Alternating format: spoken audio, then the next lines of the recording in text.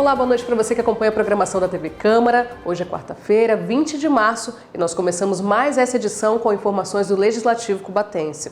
E ontem, durante a 7ª sessão ordinária, os vereadores aprovaram 2 projetos de lei. O Washington Luiz é quem traz mais detalhes para a gente. Na 7ª sessão ordinária da Câmara de Cubatão, os vereadores foram diretos para a ordem do dia e 3 projetos de lei estavam na pauta. O primeiro, que altera dispositivos da Lei Municipal número 2401, que dispõe sobre a exploração de serviços de automóvel de aluguel, táxi, no município de Cubatão. Foi retirado de pauta e volta para a análise das comissões, devido à emenda apresentada pelo vereador Rodrigo Alemão. O segundo projeto de lei, que cria e regulamenta a concessão dos benefícios eventuais da Política Municipal da Assistência Social, foi aprovado em primeira e segunda discussão. E o projeto de lei, que fixa a remuneração dos cargos em comissão, que especifica, também foi aprovado em primeira e segunda discussão, registrando o voto contrário dos vereadores Rodrigo Alemão e Guilherme do Salão. O vereador Alessandro Oliveira absteve seu voto. E hoje pela manhã, os candidatos ao pleito de 2024, juntamente com suas equipes, participaram de um evento de capacitação política lá em Santos. O Washington Luiz e o Paulo Farder acompanharam o evento e contam pra gente como foi. O Centro Tecnológico de Santos reuniu vários palestrantes do evento Jornada Eleições 2024. Estiveram presentes representantes das câmaras de Santos, Bertioga, Mongaguá, Guarujá, São Vicente, Peruíbe, Praia Grande e Cubatão. Dr. Douglas Mateus é procurador do Legislativo cubatense e destacou a importância deste encontro.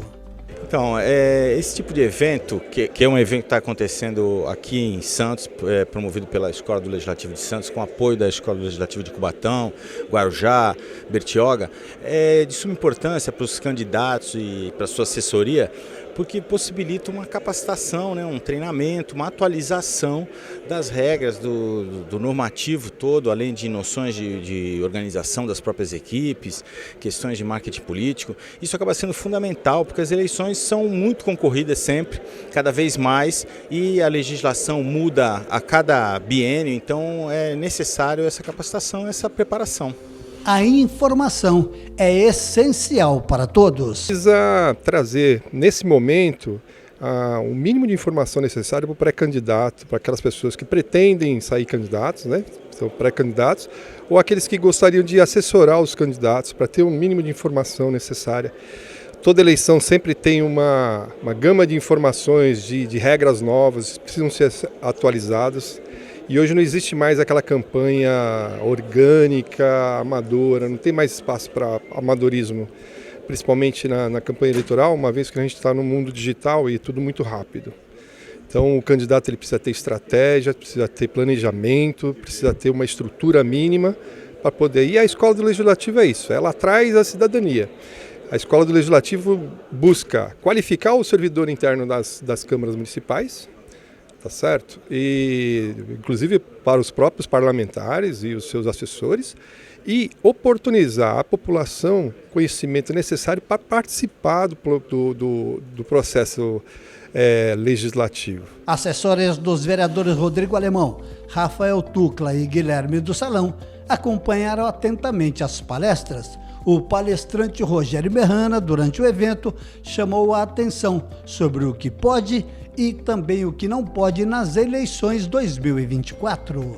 Prazer estar aqui no evento, o evento é um sucesso. Vamos falar sobre a legislação eleitoral, vamos preparar as pessoas para as regras do que está acontecendo hoje, que é a chamada pré-campanha, o que pode, o que não pode, quais as preocupações, o que isso pode atrapalhar depois na hora da campanha, com multas. Então tentar trazer um maior conhecimento possível para que ninguém tenha problema na hora da campanha, principalmente para quem for mesmo para a campanha. E de outro lado, também para o pessoal da administração pública, entender a separação da gestão pública com a campanha, porque se confunde um pouco, e dar mais segurança tanto no trabalho quanto quando eles não estão no trabalho e estão na campanha, saberem o que podem fazer em cada lado. E vamos agora falar do clima, que tem estado bastante quente aqui na região da Baixada Santista, e parece que amanhã vai esquentar um pouquinho mais. Vamos ver mais na previsão.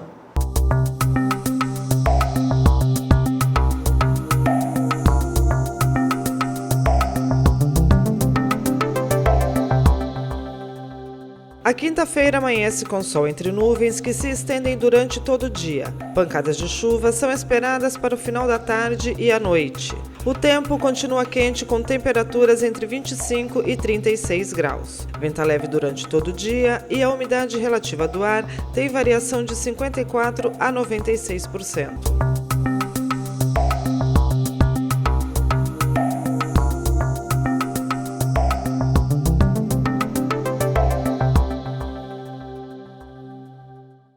E você sabe que essas condições climáticas em que a gente tem muito calor e chuva ao mesmo tempo são as ideais para que o mosquito da dengue se reproduza. E a dengue tem batido recordes históricos em todo o Brasil só nesse comecinho de ano. E por isso, o município tem realizado diversas ações de combate. A Cris Castanheira nos fala mais a respeito. Com o aumento de casos de dengue, as ações de combate também se estenderam. Todas as terças e quintas-feiras, o Grupo Técnico de Combate à Dengue da Secretaria de Saúde de Cubatão atualiza os casos da doença no município. Segundo Rosângela Chade, chefe do Serviço de Controle de Zoonoses de Cubatão, esta é uma forma de identificar quais locais estão mais propensos aos focos do mosquito. Outra forma são as notificações geradas nos atendimentos médicos. A vigilância epidemiológica nos mantém informados, tanto nós, equipe de campo, quanto a imprensa também, para divulgar isso para a comunidade, sobre os casos, novos casos de notificações, as notificações que chegam todas as terças e quintas. Então a gente consegue avaliar o quadro epidemiológico 2 vezes na semana para direcionar as nossas ações para onde estão aparecendo um maior número de casos notificados. Por isso a importância de perceber qualquer sintoma, procurar a unidade básica de saúde nos horários, das 8 às 17 ou 24 horas no pronto-socorro e UPA. É super importante, porque quando você passa no serviço de saúde, o serviço de saúde gera uma notificação, vai gerar números e essa informação chega para nós e a gente consegue então desenvolver ações baseadas nessas notificações. Atualmente na cidade nós temos confirmados 23 casos de dengue e 1 caso já de chikungunya, então é super importante a gente estar eliminando toda e qualquer água parada. Rosângela fala da importância de procurar atendimento médico em caso de suspeita da doença e alerta para não tomar medicamentos sem prescrição médica. Em caso de suspeita da doença, não tome qualquer medicação, procure o serviço de saúde. Dengue, ela está circulando um novo sorotipo, então as chances de desenvolver uma dengue hemorrágica, elas aumentaram. Então é importante você estar assistido por uma equipe médica, de enfermeiros, preparada para te atender. Mas a gente acredita também na subnotificação de que as pessoas estão tendo dengue e não estão procurando o serviço de saúde. Então é importante procurar o serviço de saúde. E para fortalecer o combate à doença, a cidade conta também com o Disque Dengue, para denúncias de locais que possam conter focos do mosquito. Nós instituímos o Disque Dengue, disponibilizamos um telefone exclusivo para atendimento de denúncias de focos, terrenos baldios, para que a população denuncie diretamente. E nós estamos conseguindo atender no dia as demandas do Disque Dengue. Então basta ligar no 3361-2166 que um agente de endemias atende, recebe essa demanda e já verifica no mesmo dia a veracidade da informação e tenta tomar as medidas necessárias. E atenção você que está pertinho de se aposentar, já sabe por onde começar esse processo? O Zé Barbosa conversou com especialistas e vai deixar a gente por dentro desse assunto. Vamos acompanhar. A gente trabalha a vida inteira para chegar na reta final dela e ter sossego. Uma renda que possa nos gerar tranquilidade, porque essa é a fase da vida onde nosso corpo requer mais cuidados e a nossa saúde já não é mais a mesma. As pessoas que são assalariadas com registro em carteira já fazem a sua contribuição compulsoriamente. Mas e você que é autônomo, é do lar, você que é microempreendedor, sabe como planejar a sua aposentadoria? Sabe quando é crime não contribuir pelo INSS? Não? Então vamos desvendar a tão sonhada aposentadoria. Quem pode contribuir para o INSS? O INSS tem vários tipos de contribuintes, que é o contribuinte obrigatório e o contribuinte facultativo. Na linha do contribuinte obrigatório tem os segurados empregados, o trabalhador avulso e contribuinte individual. Essas pessoas elas são obrigadas a contribuir. Se não contribuir, é crime de sonegação fiscal. O contribuinte facultativo, ele não é obrigado, é uma faculdade. Se ele quiser se aposentar ou receber algum benefício, ele pode estar contribuindo. Tá? Dentro dessas duas linhas, quem tem a obrigação de fazer sua própria contribuição? O contribuinte individual e o contribuinte facultativo. Ele é responsável pela sua contribuição, exceto o contribuinte individual quando ele vai fazer serviço para a pessoa jurídica, porque a própria pessoa jurídica já recolhe a previdência social dele. Como devem proceder os contribuintes facultativos e os individuais? O contribuinte facultativo, ele tem que recolher numa alíquota de 20% ou de 11%, que é uma alíquota reduzida. Só que ele só recebe um salário mínimo se ele se aposentar ou se ele for receber algum benefício, auxílio-doença, auxílio-reclusão, dentre outros benefícios da Previdência Social. E se ele recolher na alíquota de 11%, ele recolhe um valor menor, mas também só se aposenta por idade. O contribuinte individual, ele também tem duas alíquotas, de 20% e de 11%. Se ele recolher na de 11%, só aposenta por idade. Se recolher na de 20%, ele aposenta por tempo de contribuição. Tá? Na linha ainda do facultativo, tem uma opção de alíquota reduzida, que é para a dona de casa. Então, a pessoa dona de casa exerce só as tarefas do lar, ela pode, né, se calçar e fazer uma contribuição para se aposentar futuramente. E aí ela vai recolher uma alíquota de 5% em cima do salário mínimo. Tá? Só que ela tem que preencher alguns requisitos. Ser uma pessoa de baixa renda e ter o cadastro no CAD único. E você que é MEI? Fica ligado para saber como recolher corretamente e planejar também a sua aposentadoria. Com relação aos contribuintes individuais, a gente tem o MEI. Né? O MEI, ele recolhe através da DAS. Só que quando ele faz aquele pagamento, que é uma alíquota reduzida também de 5%, ele só vai poder se aposentar por idade. Para ele poder se aposentar por tempo de contribuição, ele vai precisar complementar essa guia. Tá? Tem um código específico, ele faz essa complementação e aí ele consegue se aposentar por tempo de contribuição. Porque muitas vezes o MEI, hoje, ele já veio de uma empresa, já trabalhou vários anos como seletista, né, ou como contribuinte individual, e é um autônomo, era empresário, e hoje ele virou MEI. E para ele não ter um impacto na aposentadoria dele, do valor diminuir, ele pode fazer essa complementação e se aposentar por tempo de contribuição também. Mas se ele continuar pagando na alíquota reduzida junto com a DAS, ele só vai poder se aposentar por idade. Tá, e dicas super importantes para você. Nós vamos agora falar de esportes e um patinador cubatense de apenas 11 anos tem sido destaque em diversas competições nacionais e agora está se preparando para o Mundial de Patinação Artística. E o Zé Barbosa conversou com ele, o pequeno Rafael Henrique, para saber como é que está essa expectativa. Um projeto social cubatense revelou um prodígio da patinação. Rafael Henrique, de apenas 11 anos para o cenário mundial. Ele começou a patinar na Escola Estadual Parque dos Sonhos, no Bolsão 9, e assessorado por duas gerações de uma família campeã do esporte, as Bacará. E quem vai nos falar um pouco sobre o treinamento do Rafael é a Janaína Bacará, ex-seleção brasileira e campeã mundial, mais conhecida como Jana. Não é fácil, né? Como qualquer esporte de alto rendimento, precisam de muitas horas de preparação, muitos dias de treino, às vezes pouco descanso. Porque é um sonho que eles querem realizar, é meu também esse sonho, né, deles chegarem a um nível internacional, então são muitas horas de treino.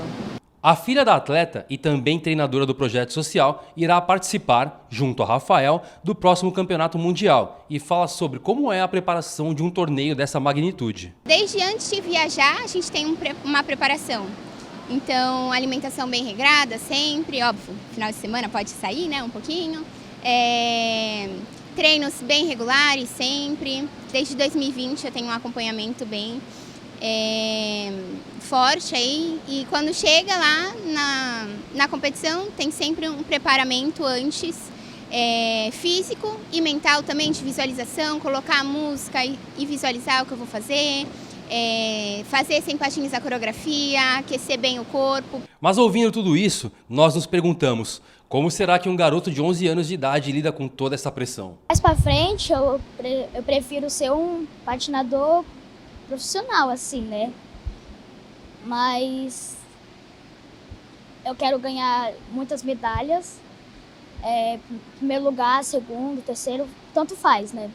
Mas o importante é que eu competi. Mais pra frente, eu prefiro ser um patinador profissional, assim, né? Mas é difícil, entendeu? É muito treino, dedicação, foco. E o garoto descobriu a sua vocação exatamente porque um projeto como esse existe. Eu gostava das meninas patinando, né? Gostava de ver. Aí eu falei pro meu pai, falei pra minha mãe, pra eu começar a patinar. Aí eles deixaram, aí eles compraram patins, aí eu comecei a patinar.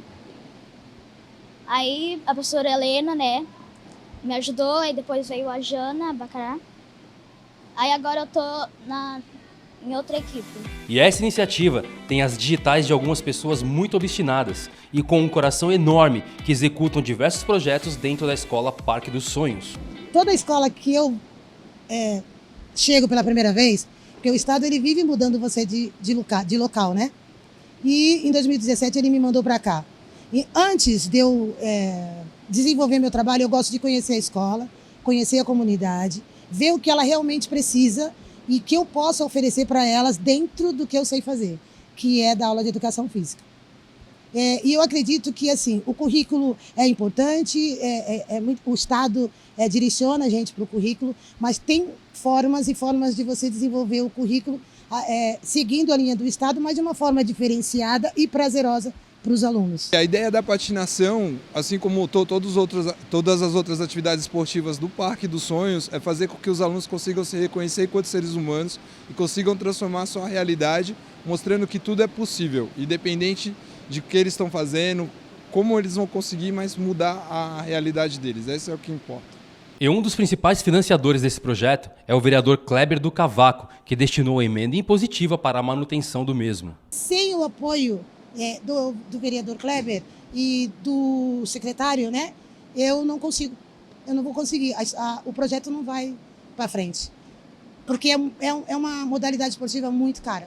Então, nosso problema é a dificuldade, quadra a gente tem, o problema é o material, e o material primordial para ela são os patins, entendeu? Então, essas emendas que o Kleber manda para a gente, é tudo para isso aí. Para inscrições de competição, porque cada inscrição dessa é 300, 400, 500, 600 reais. Uma inscrição para cada aluno e para cada modalidade. Então, é isso. Eu só quero que sobreviva o projeto, é isso. Bom, pessoal, parabenizar a professora Helena, né, a professora Janaína e todos os alunos, e em especial o Rafael, né, por estar ganhando medalha para Cubatão, representando agora a nossa cidade cada vez mais. É importante a gente fomentar esses projetos, como tenho mandado recurso para lá, emenda impositiva para fortalecer esse projeto, e continuarei lá sempre presente no projeto do Parque dos Sonhos. Parabenizar e um beijo para todas as alunas que lá participam e dizer que a gente está muito feliz em ver as conquistas chegando, as medalhas, e saber que nós temos jovens com futuro promissor e que vão brilhar o Brasil afora aí, representando o Cubatão. Então, um abraço a todos e fico feliz em poder fazer parte desse lindo projeto que é o projeto do Parque dos Sonhos.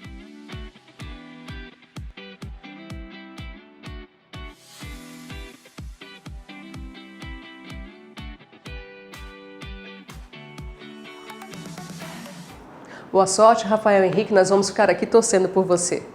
E hoje, 20 de março, é comemorado o Dia Nacional do Contador de Histórias, uma profissão que há séculos encanta pessoas de todas as idades. E Jones Muniz conversou com uma das mais conhecidas contadoras de histórias de Cubatão e a gente acompanha esse bate-papo a partir de agora. Hoje é o Dia do Contador de Histórias, uma data para celebrar aqueles que encantam crianças e adultos com as suas narrativas.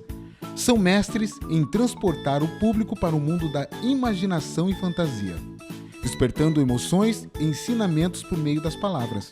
Para brilhantar esse dia especial, convidamos a Nalva Leal para conversarmos sobre essa profissão que é quase um chamado. E ela relembra como tudo começou. Bem, na verdade, a minha vinda para a biblioteca, ela me possibilitou muitas experiências. E uma delas foi quando a secretária de Educação da época, que é a Maria Albertina, ela me convocou para fazer um curso de contação de histórias que seria lá na Petrobras. Seriam 3 dias. E eu fui. E logo em seguida, logo após esse curso, viria uma escritora para a biblioteca. Então, a bibliotecária, ela pediu que eu contasse histórias, né, lá no bloco cultural, onde seriam apresentadas as histórias para várias escolas. E essa foi a minha primeira apresentação como contadora de histórias. Dali em diante, eu passei a contar histórias nos projetos que a biblioteca apresentava. Então, nós recebíamos as escolas e eu apresentava a biblioteca para as crianças e sempre fechava o programa com uma contação de histórias. E logo depois, em seguida, as escolas passaram a me convidar para contar nas escolas. E aí vieram os hospitais, os espaços culturais, todas as atividades culturais que ocorriam na cidade, eu era convidada para contar histórias e assim foi o início da minha carreira. A infância de Nalva foi moldada pelas pessoas ao seu redor, principalmente seu pai, uma grande fonte de inspiração. Quando criança, o meu pai, todos os dias, aliás, todas as noites, ele contava histórias para nós. Então, eu sempre fui cercada de histórias, desde a infância. A primeira influência foi meu pai. Então, ele lia a Bíblia, então ele trazia as histórias da Bíblia, as histórias de Jacó, as histórias do povo de Israel, né? A história de José. Então, eu e meus irmãos ouvíamos todas as noites essas histórias. Depois veio a minha avó, né? Minha avó veio da Bahia, veio do Nordeste. Então, ela trazia para mim as histórias, né? A feira, as festas juninas, que eram maravilhosas. Eu guardo isso na minha memória. E depois, por último, as minhas primas que vieram morar conosco, elas vieram de Minas Gerais. Então, elas trouxeram para nós os contos de fadas, João e Maria, a Gata Borralheira. Então, essas histórias sempre me cercaram. E uma das histórias assim na minha infância que mais me impressiona até hoje, que eu gosto muito, João e Maria, e Joãozinho e o Pé de Feijão. Então, quando eu conto essas histórias nas escolas, a reação que provoca isso nas crianças me faz relembrar profundamente esses momentos de tamanho prazer que eu vivi lá atrás. Nalva diz que o papel das histórias na vida da criança é fundamental, pois elas abrem janelas e faz um apelo ao incentivo à leitura para as novas gerações. O papel das histórias é extremamente importante. As crianças, quando ouvem uma história, na verdade, é como se elas atravessassem um portal, né? Uma janela é aberta, e essa janela é uma janela que te aponta possibilidades, né? Possibilidades que serão trabalhadas internamente nessa criança. Além do que elas vão adquirir, provavelmente, o hábito da leitura. Frequentem a biblioteca. A biblioteca é um espaço especial, né, onde você vai entrar em contato com outros mundos, outras formas de obter as soluções, né, que a vida nos apresenta, né, soluções para questões que a vida nos apresentam, né. Os livros, eles são importantes para o crescimento da criança, como cidadão, como ser humano, e as histórias, elas são a ferramenta principal para tornar-se um leitor. E dessa forma, nós encerramos as últimas notícias dessa quarta-feira. Uma boa noite para você e até amanhã.